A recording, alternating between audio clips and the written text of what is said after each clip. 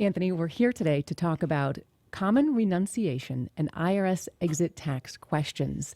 More and more people are renouncing their U.S. citizenship, a lot of them due to FATCA. That's right. And there is something called an exit tax. You can't just leave. You have to pay up first. Right. For some people, they may have to pay. Yes. All right. So let's talk about a lot of the common questions that our clients ask us. If I expatriate for tax purposes, am I something called a covered expatriate? How does the IRS determine if I'm doing this for tax purposes? Well, under the old rule, it was something where it would go through your subjective intent. That is, if you were expatriating for tax purposes only, they would make you a covered expat, which is a very difficult rule to interpret because who would ever say that that's the reason they are, even if that is the reason they are. So the IRS changed it. The rules were changed to an objective objective standards. So the first one is, did you fail to file an IRS form 8854? Okay. If you fail to do that, you are a covered expat. Number two, if you have more than $2 million in assets, if so, you are a covered expat. If your average tax liability over the last 5 years is approximately $152,000, then you are a covered expat. Those are the three things that will make you a covered expat. Okay. What's so bad about being a covered expat? Now you become subject to the exit tax. Aha. Okay. If I am subject to the exit tax, does it mean I have to pay an exit tax? No, there's a few instances where actually you could be subject to it, but you don't have it. First, there is the first about $700,000 of capital gain. It's free, clear. You don't have to worry about it. And also, if the basis in your property that the IRS is considering you to have a deemed sale on, the basis is high enough, you might not have a taxable event. So it is something where you might not be subject to it. So one of the things that I see is far too many people they make their own determination that my asset picture, I'm going to be subject to an exit tax, therefore there's nothing can be done. I'm going to stay a U.S. person because it's going to be cheaper for me, or I just don't want to pay this big tax bill right now.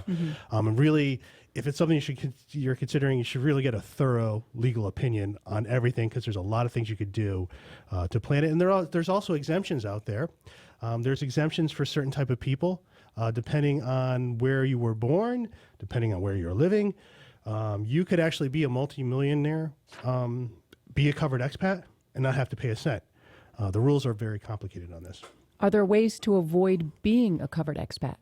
There's ways. Oh, absolutely. With planning, creativity, flexibility, you can avoid being a covered expat. Absolutely, it can, and it could make a huge difference. Does the IRS audit Form 8854 in covered expats? Do you have to worry about being audited? The IRS always makes big threats about international audits. We see that their threats are one thing, the reality is a different thing. So they're not auditing the way that they claim they are. We know that from experience. We know that from talking to other practitioners. However, there does exist a risk. We know that. Yep. Now, we do get a question a lot. I'm a green card holder living overseas who just realized that I'm still a U.S. person. Why should I even bother doing this? Yeah, that's a common thing. You're a green card holder, no longer in the U.S. Hey, that's it. I'm not a green card holder.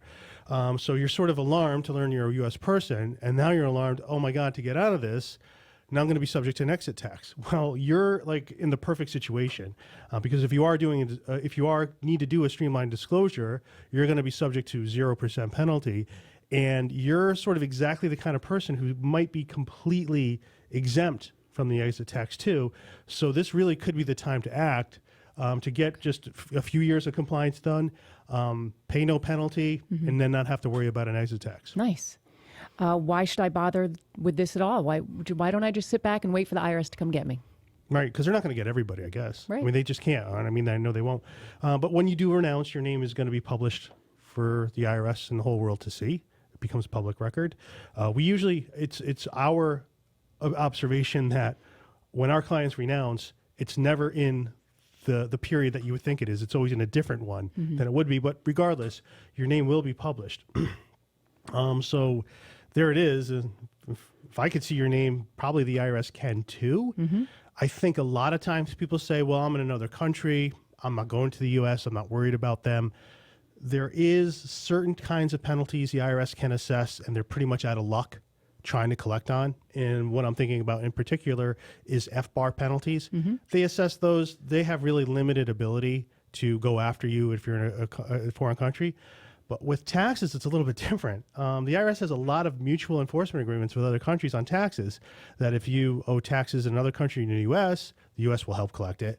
But if you're in that other country for U.S. taxes, that other country will help you collect it. So that's just something that could surprise you a little bit. Now, generally, there's a handful of thousands of people that renounce every year. I read a poll last week that said up to 400,000 American expats are considering renouncing. Yep. So let's say you're one of these. A lot of those, most of those, due to FATCA. Yep. Let's say you're one of those 400,000 people. What do you do next? You're considering it. Well, I'd say you would want to get, you would want to know what everything's going to be. Are you a covered expat? Well, first of all, you have to file an 8854. You'll be a covered expat. Now, if you are a covered expat, are you subject to the exit tax? If you're subject to the exit tax, what can you do, if anything, to reduce that exit tax? And those are the things that we help people answer. Awesome. Yeah. All right. So if you need any assistance, don't hesitate to contact us. It's 888-727-8796, or you can also email info@irsmedic.com.